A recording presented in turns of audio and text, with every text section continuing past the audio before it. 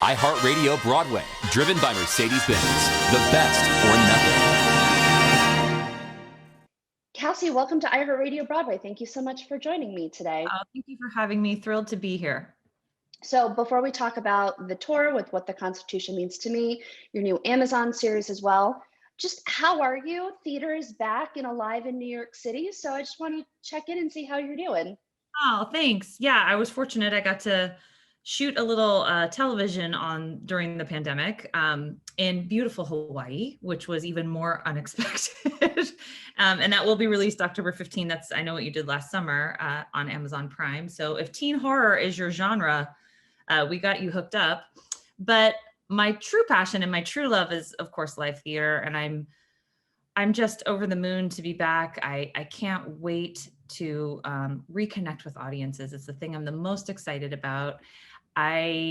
Of course, being back in the room is the same and completely different at the same time. I think that's a lot of people's reality coming out of the pandemic. But, we're not meant to be this. We're not meant to be isolated. Our species needs to be told stories and connect. We need to be able to sit in a dark room together and share an experience. And my first line and what the Constitution means to me is, it is so good to see you. And which is very wicked. It's very Wicked-esque, which is amazing. Yes. When Glinda walks out and she's got her first line, it's very similar. I heard that. I know. And I was like, shoot, but I don't get a big bubble. But, and that might be helpful around this time to be in a bubble. But no, it is my first thing, and it's a direct address to the audience. And basically most of the play for my character is a breaking of the fourth wall, direct relation to the audience. So they're the other character in the play. And I just think at this time, that's even more meaningful because I'll get to reach across, the footlights there and really connect with masked, hopefully vaccinated theater goers. So what the Constitution Means to Me was such a beloved hit on Broadway. And when you found out you were given the chance to take this play on the road, what was your first reaction when you got the call? I will be honest. My first reaction was no way. I saw it at New York Theater Workshop. I'm friends with Heidi. I have worked with her before. I've done a couple of her plays in the past. So we're deep friends, and I loved her performance. I loved the show. I was blown away. I had all the feels. I cried. I was moved. I was enraged. I was galvanized. I thought she just gave a perfect performance.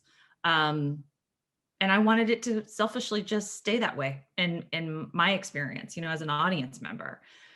And then it kind of kept coming back around to me, and I said, well, let me read it. Let me get, some distance between what my experience was as an audience member and just read the play on a piece of paper. And when I did that, Heidi's gifts as a writer and just a playwright, I was able to kind of separate that out. And she wrote a play. She did not write a piece of performance art for herself. She wrote a play.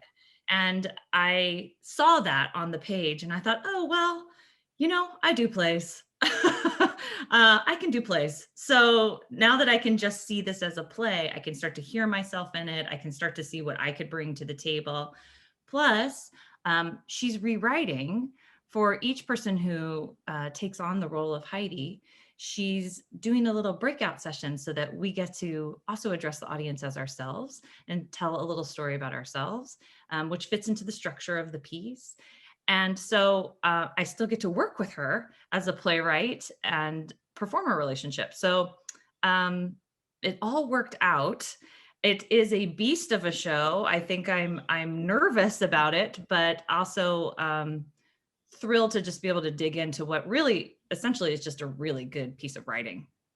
So when it comes to the rehearsal process, I mean, this is not like, you had just done the Rose Tattoo, you've been in the Humans. This is not like being in a rehearsal studio with a cast. You're really by yourself for a lot of it. What has that process been like to get this in your body and to, just go through that rehearsal process? Well, I do want to throw a shout out to Mike Iveson, who is on stage with Heidi, the character of Heidi, the whole time. Right.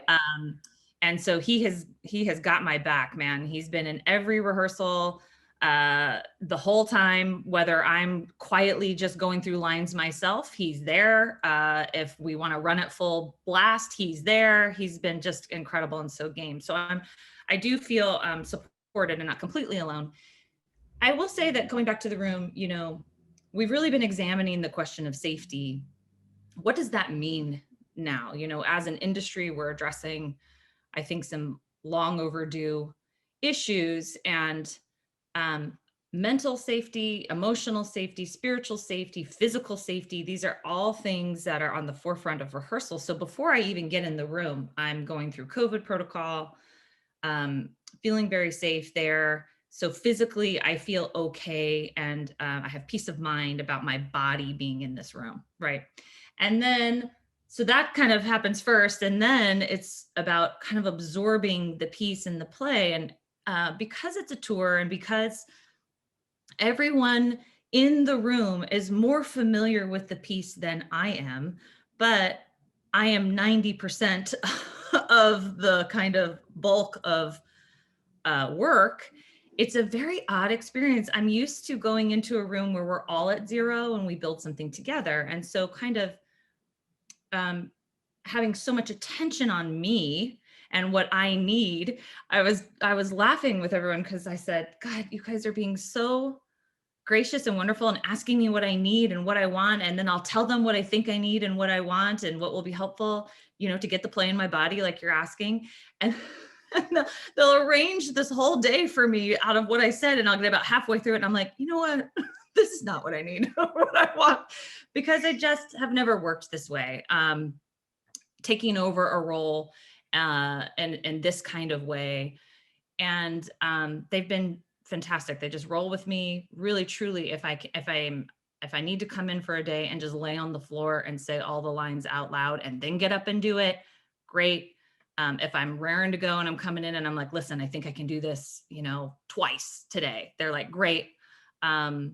So it really has just been about trying to kind of absorb it all. And even if it's, I need a mental day to really just kind of quietly let this sink in, that's okay too. So it's been fantastic.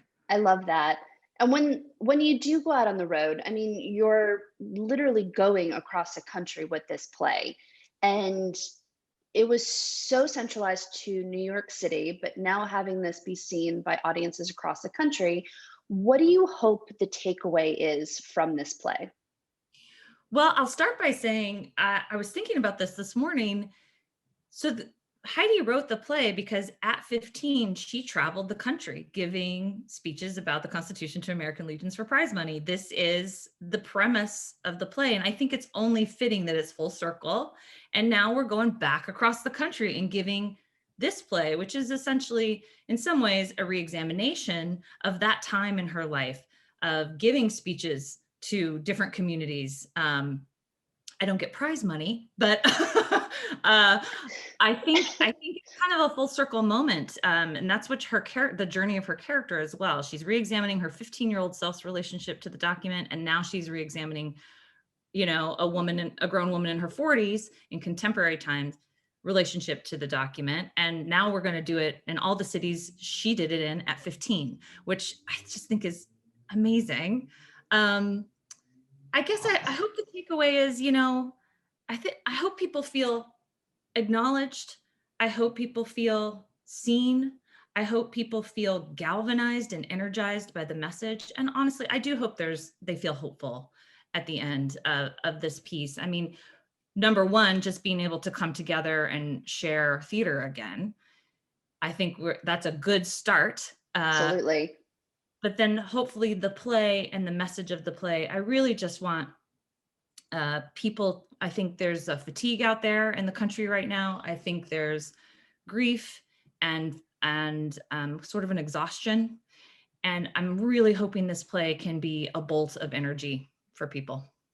I am really excited for this to go out on the road because I do feel like this play specifically speaks so well to what we've gone through for the last 18 months, but then everything else on top of it. And I'm really excited for audience members that couldn't get to New York City to be able to witness this play specifically. Before I let you go, I do want to talk about the Amazon series because it has been praised by the press. It's one of the hottest TV shows that people are talking about for the fall. So, what was that experience like creating this series for Amazon with I Know What You Did Last Summer? It was fantastic. I mean, they called me up in the middle of a winter and pandemic in New York City and said, how about you come to Oahu for 6 months and shoot? I was married there. I had not been back since I was married, over 10 years ago. And I was one of the lucky ones to be able to work, but then because of COVID safety, actually, they chose Hawaii because it was the safest. And, it was fantastic too, to be there because I think economically that state relies on tourism, much like Broadway does, and there wasn't any. And so to bring a whole workforce in that is safe and protected, and all the protocols were incredibly stringent. But I think just economically, it felt good to be able to participate with Hawaii, because, like I said, their tourism was nil at that point. But that also meant that it was completely empty. So, I can't believe that I was able to walk down Waikiki Beach by myself, which is unheard of. Right. Unbelievable. Nothing was open because it can't be, but still. I love Waikiki. I dream of going back to Hawaii at some point, but I could not imagine going down and walking down the beach or the streets of Oahu or Waikiki empty. I could not imagine. Yeah, I know. It was surreal and shocking. It was like our own private island. There were a couple of other television series shooting there too, and we shot all over that island. So we got to see so much of it. It's just breathtakingly beautiful. And on the flip side, some of the good that comes out of this is that, for instance, Hanama Bay, which is a beautiful spot. It's gorgeous. Yes, one of my favorites. I didn't even get to see it the whole time I was there. It was closed down, and I heard, that the coral reef there has been able to heal this past 18 months, and something like the water was 75% clearer than it was a year ago, and the pH balances were back, and the reef was growing. And so, maybe sometimes humans taking a little bit of a pause. Mother Earth can appreciate that. But the show was fun. It's it's teen slasher. It's based on it's kind of not based, but it's a riff. It's an homage to the film franchise from the 90s. Right. Of course, I saw, in my day, and loved. So it's a similar premise. It definitely is contemporary. It kind of spins off into its own place, but you'll recognize some things from the film. And it just was a lot of fun. There was a lot of blood and a lot of prosthetics and beautiful scenery and great friends that I got to meet. And we were super safe. People were super professional, and I'm so grateful to them for getting us back to work. They worked really, really hard to make sure that we were all safe, and it worked. We actually never had any breakouts at all through our entire time together. So we were on schedule and shot the whole thing, and it was really a blast.